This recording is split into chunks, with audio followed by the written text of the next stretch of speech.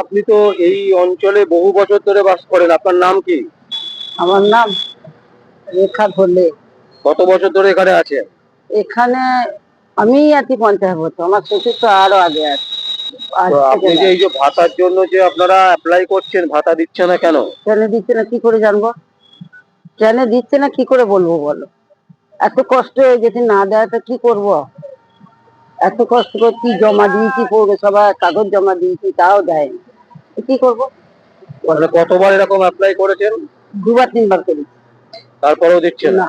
কিন্তু আপনাদের তো এখানে সামনেই তো ইয়ের বাড়ি, চেয়ারম্যানের বাড়ি। চেয়ারম্যানের বাড়ি, তো তিনি দেখতে পাচ্ছেন না? না না না, ও চোখে দেখতে পায় না, ও চোখে দেখতে পায় না। চোখে দেখতে পেলে আর এরকম কষ্ট করি? মানে আপনারা কি অন্য পার্টি করেন? কিছুই পার্টি করি না, ভোট যাকে দেবার তাকেই দিই। আচ্ছা, তারপরেও দিচ্ছে না? না। বাড়িতে কে কে আছে? বাড়িতে সবাই আছে, বৌমা আছে, দুটো ছেলে আছে, নাতি নাতনি আছে, সবাই আছে। আমাদিকে কে দেখবে বলো? আমাদিকে কে দেখবে রাতে? এখনকার মা বাপকে কে দেখছে? ছেলেরা দেখে? দেখে না। তাহলে কষ্ট করতেই হবে, পেটটা তো আছে, পেটটা কোথায় দেবো বলো? মানে এইভাবে বারবার করে অ্যাপ্লিকেশন করছেন, বারবার করে রিজেক্ট করে দিচ্ছে, মানে টাকা কোনোভাবেই দিচ্ছে না, তাই তো? ভাতা কোনোভাবেই পাচ্ছেন না, কোনো ভাতাই পাচ্ছেন না? না, ও পায়, আমার কাকা পায়। আচ্ছা, আপনি কোনো ভাতা পাচ্ছেন না? না, লক্ষ্মী ভান্ডারও দেয় না, আর বয়স্ক ইয়েও দেয়, কিছুই দেয়নি। যাদের 2 তলা 3 তলা বাড়ি, আমার চেয়ে বয়স হয়ে গেছে, তারা বলছে তুমি এখনো পাওনি। আমি না গো, আমাকে দেয়নি, কি করবো? দর্শক, আমরা আপনাদের সামনে তুলে ধরার চেষ্টা করছি, যেটা হচ্ছে যে বুঝতেই পারছেন যে আমরা মেমারিতে বিভিন্ন জায়গায় বিভিন্ন রকমের সংবাদ পরিবেশন করে থাকি। তো আজকে যেখানে এসেছি, একেবারে চেয়ারম্যানের বাড়ির ঠিক উল্টো দিকে, তিনি দীর্ঘদিন ধরে মানে ভাতার জন্য বারবার করে অ্যাপ্লিকেশন করছেন, অথচ ভাতা পাচ্ছেন না। প্রশ্ন হচ্ছে কেন? তিনি কোনো রাজনীতি করেন না, তার প্রাপ্য যেটা সরকার সবাইকে দিচ্ছে সেই ভাতা তিনি কেন পাবেন না, এই প্রশ্নই কিন্তু আমরা মেমোরি থেকে তুললাম। দর্শক, আপনাদের যদি কোনো বক্তব্য থাকে অবশ্যই আপনারা কমেন্ট বক্সে কমেন্ট করবেন। আর দেখতে থাকুন পরবর্তী সংবাদ আবির্ভাবে। আমার নাম বিশ্বজিৎ পাল, সংবাদ আবির্ভাবের জন্য।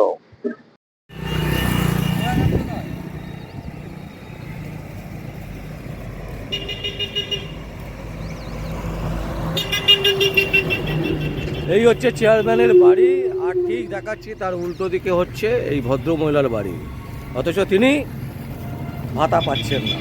প্রশ্ন হচ্ছে কেন? আবার দেখাচ্ছি দর্শক, আপনারা দেখুন, এই সামনে হচ্ছে চেয়ারম্যানের বাড়ি, আর ঠিক তার অপোজিটে হচ্ছে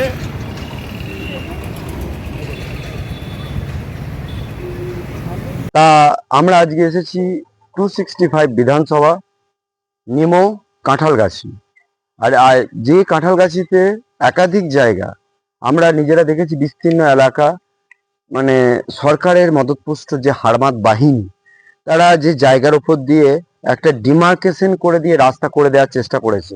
আমরা দেখাবো সেই পরিত্যক্ত জায়গাটা, সেই জায়গা, এবং যাদের জায়গা, তাদের মালিকানা তাদেরকে না জানিয়ে একটা প্রিমিসেস রাস্তা তৈরি করে দিয়েছিল। সেই প্রিমিসেস রাস্তা সরকার কখনোই করতে পারে না। সরকারের এত বড় ক্ষমতা নেই যে ডিএম, এসপি, এসডিপিও তাদের অনুমতি ছাড়া একটা, এই পর্যন্ত তাদের রাস্তা সরকারিভাবে তৈরি হয়েছিল, কিন্তু এই পর্যন্ত রাস্তার পর বাকি অংশটা আমরা আপনাদের দেখাবো ডাইরেক্ট সরাসরি। আর একটা সব থেকে বড় কথা, পলাশ মণ্ডল বাবু, ওনার বাবা প্রয়াত হয়েছেন। এই গাড়িটার ওপর একটা ফাইন্যান্স আছে, যে ফাইন্যান্স থেকে ব্যাংক ম্যানেজাররা মারাত্মকভাবে প্রতারণা করেছে। সেই প্রতারণার চক্রে উনি বর্তমান শিকার হয়েছেন। আর তারপর আমরা মেন যেটা উদ্দেশ্য, যে রাজ্য সরকারের যে মদতপুষ্ট হারমাত বাহিনী, রহমান ভাই থেকে আরম্ভ করে সবাই, প্রত্যেকে একটা, এই যে এই জায়গাটা দেখছেন, এটা একটা পুকুর আছে, সেই পুকুরের চারিদিকটা ভরাট করে ফেলেছে আজকে। এই ভরাট করা জায়গাটা আপনারা দেখুন, তার চারিপাশ দিয়ে দেখুন কল আছে, কলের পাশ দিয়ে আমাদের রাস্তা আছে, সেই রাস্তা থেকে আরম্ভ করে চারিদিকটা এমনি নোংরা আস্তাকুড়ের মতন হয়ে গেছে। কিন্তু এই ডিমার্কেশন জায়গার উপর দিয়ে কোনোভাবেই রাস্তা করার অনুমতি কিন্তু রাজ্য সরকারের দেওয়ার ক্ষমতা নেই। কারণ এই জায়গাটা 2 কাঠা 2.5 কাঠা জায়গা এবং মিডিল জায়গা দিয়ে রাস্তা। এখানকার গ্রামবাসীরা প্রত্যন্ত দেখুন রাস্তাঘাট, প্রথম কথা হচ্ছে নর্দমাগুলো পর্যন্ত নোংরা হয়ে রয়েছে, যেখানে না আছে কোনো পরিষ্কার আবর্জনা, কোনো পরিষ্কার করার ক্ষমতা নেই। তারপর আরেকটা জিনিস আপনাদের দেখাবো এখান থেকে, যে এই পুকুরটা আজকে ভরাটি হয়ে গেছে। তাদের এইখান থেকে যাতায়াতের রাস্তা করার চেষ্টা করছে। দেখুন এই জায়গাগুলো সমস্ত জায়গা যা আছে পরিত্যক্ত জায়গা, সেই পুকুর আস্তে আস্তে ভরাটির জায়গা। সেই ভরাটির জায়গাটা আমরা সেই জায়গায় সরাসরি জায়গাটা চলে যাচ্ছি। এই জায়গাতে পুরো ভরাটি হয়ে গেছে। আর এখন রাজ্য সরকার যে বলছে না উন্নয়নে ড্রেন করে দিয়েছেন আর সব সময় সব সংস্কার করে রেখেছেন, তার সেই ড্রেনের আজকে আমরা পাচ্ছি তার নমুনা। আমরা আরো বিস্তীর্ণ ওই দিক থেকে আমরা ঘুরে গিয়ে দেখাবো যে মানুষকে বোকা বানিয়ে, আজকে সাধারণ মানুষকে বোকা বানিয়ে ক্ষমতার জোরে যারা করছে এরকম দুর্নীতি, সেই দুর্নীতির জায়গা থেকে পাবে নাকি সাধারণ মানুষ অব্যাহতি। আপনি আজকে দেখুন এই যে এই রাস্তাটাও কিন্তু ঢালাই রাস্তা হওয়ার কথা, যেখানে ঢালাই রাস্তা হয়নি সেখানে আপনাদের দেখুন একটা ড্রেন, যে ড্রেনটা একদম নোংরা অবস্থায় পড়ে রয়েছে। নোংরা অবস্থা। নির্মল বাংলা, প্রতিনিয়তই বলেছি নির্মল বাংলা স্বচ্ছ ভারত অভিযান। তা আমরা এই অভিযান করতে অভিযানে বেরিয়ে দেখছি যা করেছে, মানে মানুষকে বোকা। আজকে প্রতিনিয়তই দিয়েছে তার ধোকা। আজকে দেখুন তার উন্নয়নের যে রাস্তা খাচ্ছে গড়াগড়ি, সেটাই একটা জাজ্জল্যতার প্রমাণ আমরা করি। তাই আরেকটা প্রথম কথা, পলাশ মণ্ডল বাবু থেকে আরম্ভ করে এদিককার যারা বাসিন্দারা রয়েছেন প্রত্যেকেই একটাই, তাদের দল মত ধর্ম নির্বিশেষে তারা একটাই কথা বলে যাচ্ছেন যে রাস্তাঘাট তো আমাদের উন্নয়ন হয়নি, যাতায়াতের রাস্তাঘাট নেই, কোনো কালভার্ট সোজা করে নেই। একটা জায়গার উপর 2.5 কাঠা জায়গার উপরে মাঝখান দিয়ে ডিমার্কেশনে রাস্তা করে দেওয়ার চেষ্টা করছে। কিসের জন্য এই নোংরামোটা? কিসের জন্য এই মানুষকে হয়রানিটা? আমাদের কাছে একটাই প্রশ্ন, যে ডিএম, এসপি, এসডিপিও, স্থানীয় পুলিশ প্রশাসন কেউ কি এই চিঠি পাঠিয়েছে? এটাই আমাদের প্রথম প্রশ্ন। তার চিঠি তো পায়নি। আজকে তাহলে যাদের কাছে প্রতিনিয়ত প্রাণনাশের হুমকি দিচ্ছে, এখানকার কাঁঠালগাছির ঘোষ গয়লা সম্প্রদায়ের মানুষরা বসবাস করছে। আজকে মানে মশা মাছি দুর্গন্ধ জায়গা একদম ভরপুর। আর প্রতিনিয়তই করছে দিদির সব লোকেরা, মানে উবুর করে মানুষের কাছে উবুর করে চিৎ করে, মানে যা নোংরামো করে চলছে। আর চলছে সবসময় হুমকি আর প্রাণনাশের হুমকি। শুধু হুমকি নয়, প্রাণনাশের হুমকি। এইবার আমরা সত্য খবর প্রতিনিয়তই তুলে ধরি, সাদাকে সাদা কালোকে কালো বলতে পারি ভালো।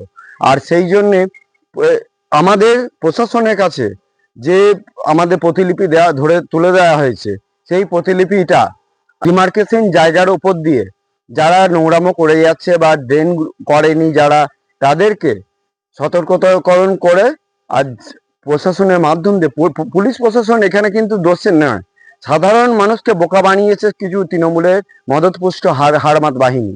তার প্রমাণ আমরা পাচ্ছি যার জন্য।